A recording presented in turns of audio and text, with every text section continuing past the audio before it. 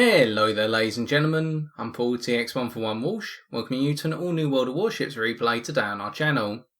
In this episode we shall be featuring the Tier 4 Japanese light cruiser known as the Kuma, whereby we are in a Tier 4 matchup, a standard battle on the map Big Race, and the point of today's video is for us to analyse the overall characteristics of the Kuma in a rather tight and high pace gameplay.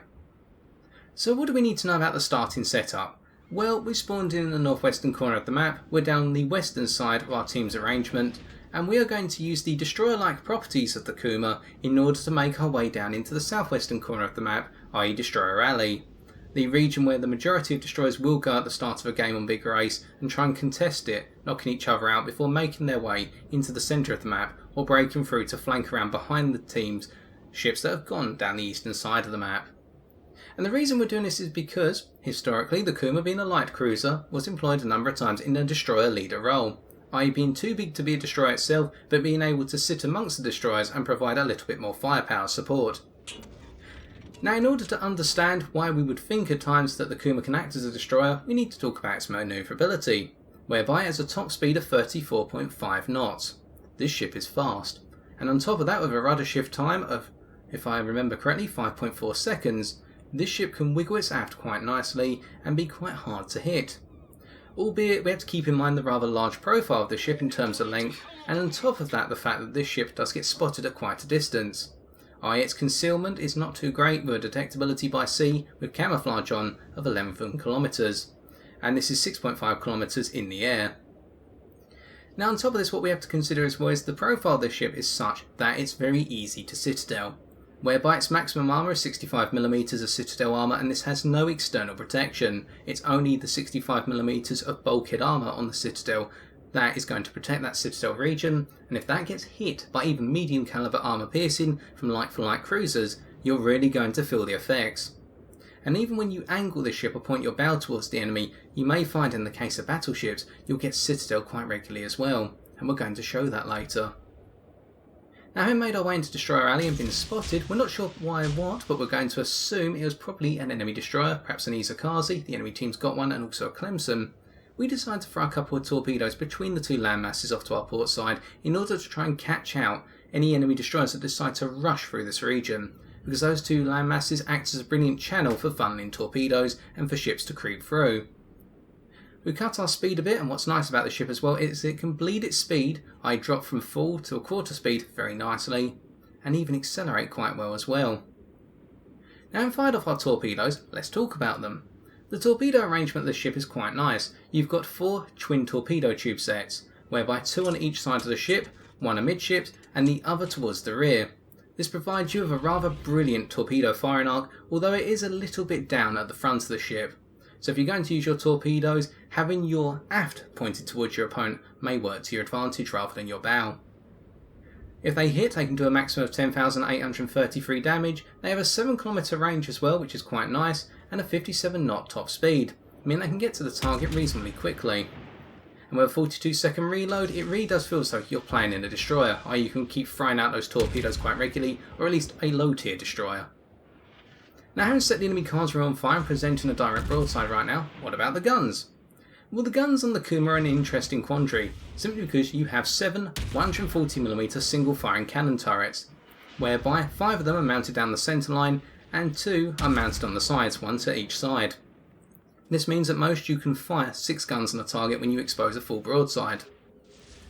When you consider the high explosive of the ship, the main asset in terms of its firepower, with a 10% fire chance per shell hit, and on top of that a maximum high explosive shell damage of 2,400, you can put out a lot of damage with high explosive against the enemy ships that are more lightly armoured and more vulnerable to high explosive, such as enemy destroyers, and light cruisers such as that enemy Karlsruhe, who we've already set on fire twice and who's bleeding a lot of health right now.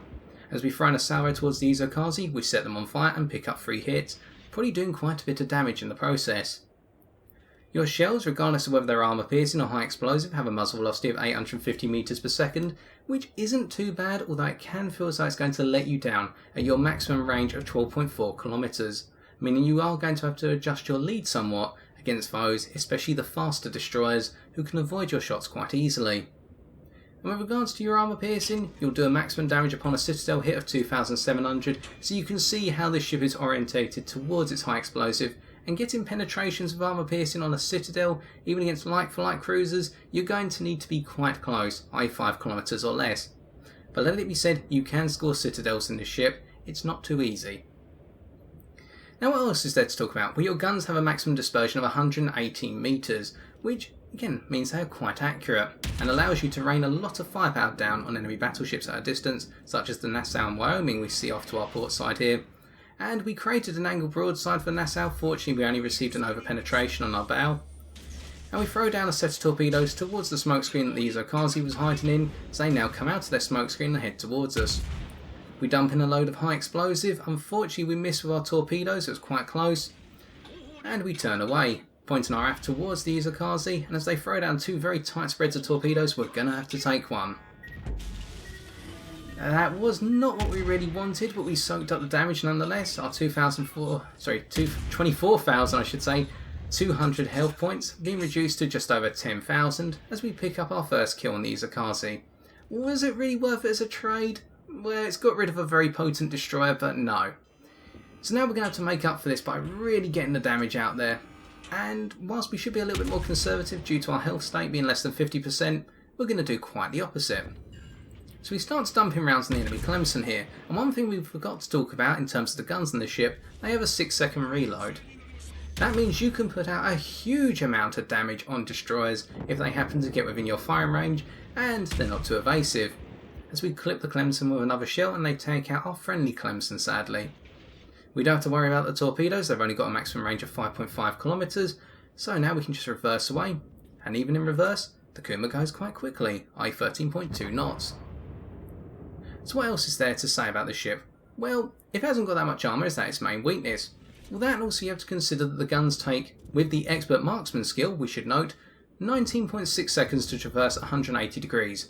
These guns take a long time to turn, and if you are going to change up the directionality of your ship at any point, make sure you give yourself enough time to do so and turn your guns before you go into an engagement, because this ship, especially with the arrangement of its guns, is actually going to cause some problems. Now we throw down some torpedoes here on the wounded Nassau, we're going to try and take out the torpedoes, and we switch to armour piercing and open fire on the broadside, and as you can see, our shells went right into the broadside and didn't penetrate. We need to aim a little bit higher or towards the bow, as we're trying to do there, in order to get some penetrations. We picked up 2 there, in fact it was 2 over penetrations, and we clipped the Nassau with a torpedo on their aft, taking them out for our second kill. So that's why we're going to stick to high explosive rather than armour piercing. If we get close enough to an enemy cruiser, yep, the armour piercing will work fine, but against the more heavily armoured ships, like the battleships, our armour piercing isn't going to get the job done. So we talked about the turret rotation as well, the fact that we need expert marksmen to make our turrets turn reasonably well, but even then they take a very long time. Is there anything else you should be worried about? Well, we've got last stand on our captain for this ship, and there's a reason for that. Note so far how many times we've had our steering or our engine knocked out. You probably haven't got a number in your head, I haven't got the number in my head, but it's been at least twice we've had one of those 2 knocked out. And we do not want to be a sitting duck, especially if we don't have our damage control repair party available to us, i.e. the module that we tap with the R key. So as we creep out at this point, we get spotted by the Kaiser-Clemson combination here. We throw our torpedoes down towards the Kaiser to try and clip them, and we open up with our guns on the Clemson. And very quickly the Clemson wants to run away because they know if we hit them with our high explosive, we're going to cut them to pieces. So you can scare the life out of enemy destroyers with your guns.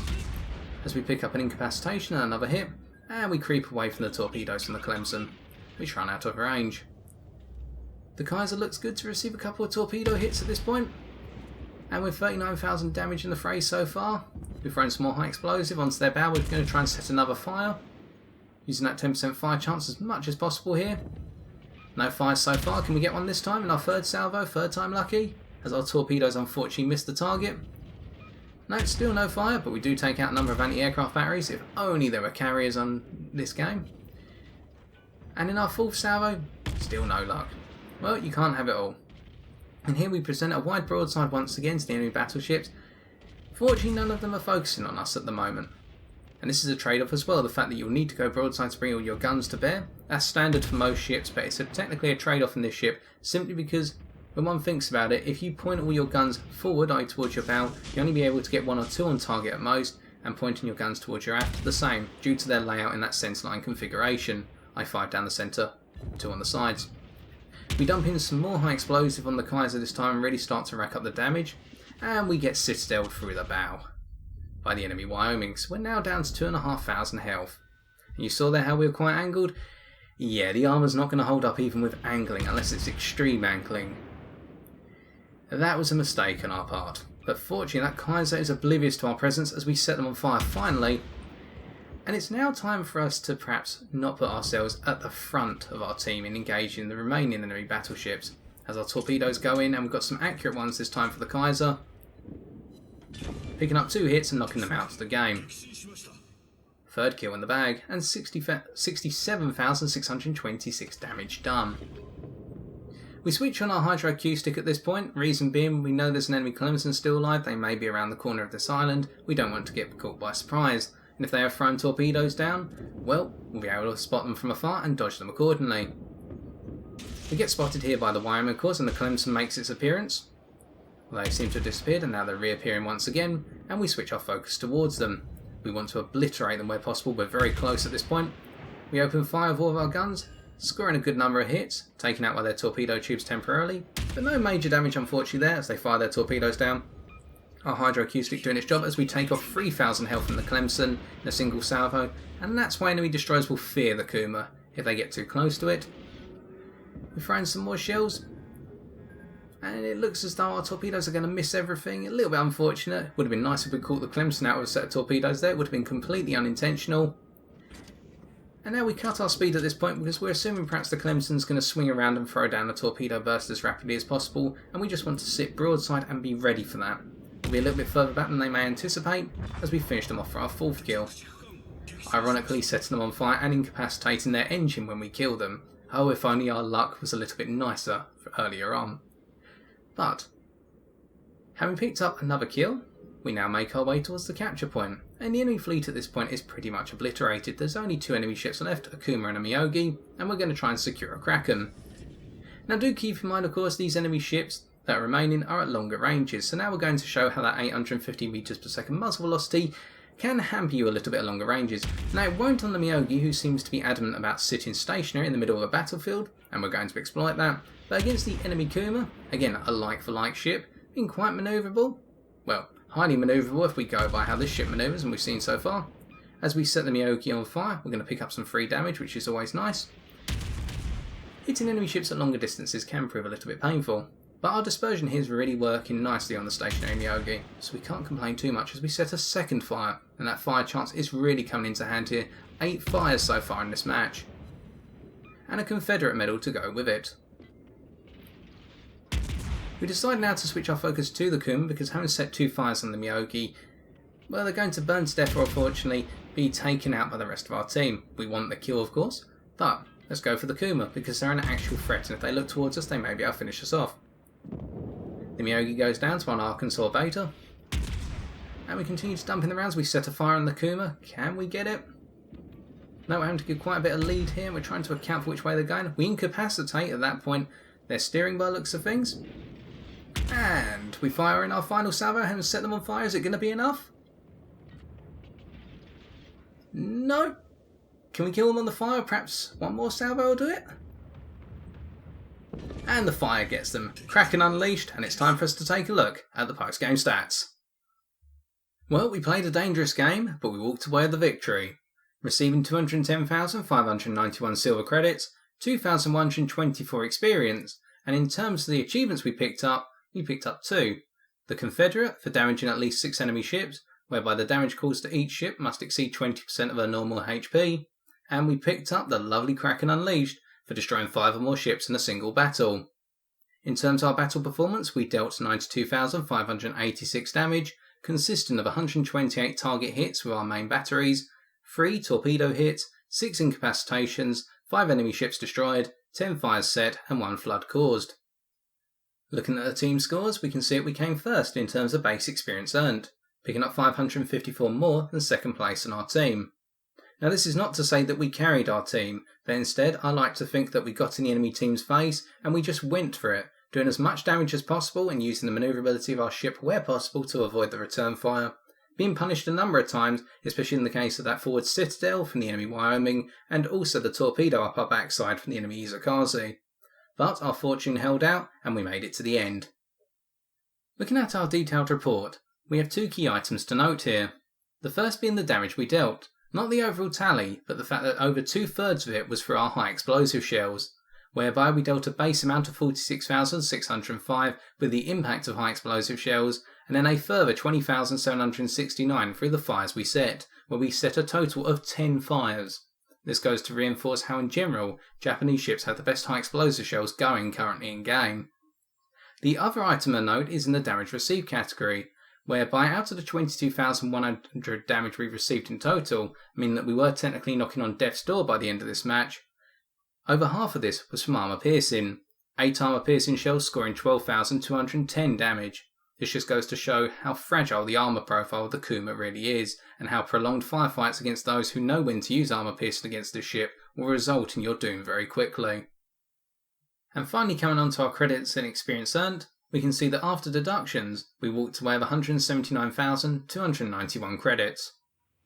In conclusion, I've thus far found the Kuma to be a highly enjoyable ship, reason being, if anything, she feels like an oversized destroyer, whereby she has the speed and manoeuvrability to get up into the front line and scare the life out of enemy destroyers thanks to her 140mm cannon turrets, especially of her high explosive, and on top of that, her ability to deploy torpedoes very quickly from both sides of the ship, and cause a lot of damage, especially if those torpedoes hit enemy battleships. But on the flip side, because she's so lightly armoured, this ship can be ripped to pieces very quickly by foes who know when to use armour piercing against her, whereby, if anything, you can compare it as though you're walking down a path littered with broken glass. It's all fine and dandy until you put one foot wrong, and then you're really going to feel the pain. And so I've been TX141, and if you've enjoyed this video, why not leave a like, comment or subscribe for future World of Warships videos on my channel. But until next time, ladies and gentlemen, take care and fair seas.